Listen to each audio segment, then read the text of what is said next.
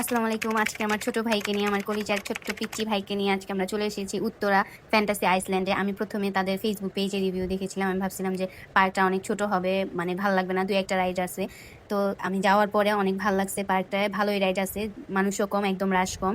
শনিবার ছিল দেখে, আর আমার ভাইয়ের বেশি মানুষও পছন্দ না, এই জন্য আমাদের দুজনের ভালো লেগে গেছে।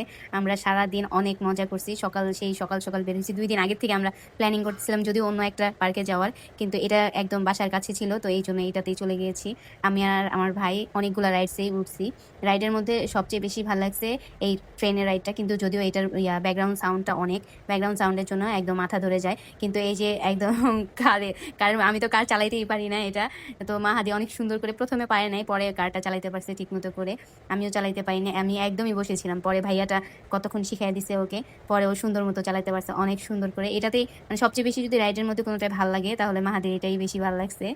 তো অনেক মজা করছে ও। মজা করার পরে আমরা একটু ভিতরে দিয়ে গেছি। এই রাইড শেষ করার পরে আমরা প্যাকেজ নিয়েছিলাম, আমরা ৫০০ টাকার প্যাকেজের মধ্যে আমাদের ২টা করে রাইড ছিল।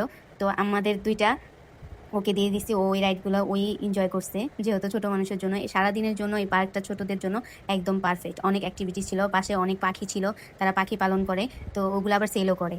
তো আমি ওগুলো দেখতেছিলাম, পাশাপাশি মাহাদি এখানে করতেছে।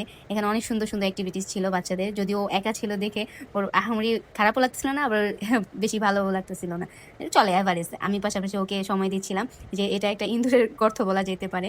তো এটাতে মাহাদি ঢুকে গেছে, আমি প্রথমে ঢুকতে চাইনি, তো পরে মাহাদিকে দেখে আর কন্ট্রোল করতে পারলাম না, কন্ট্রোল না করে তো আমি ঢুকে গেছি, কিন্তু বের আর হতে পারছি না।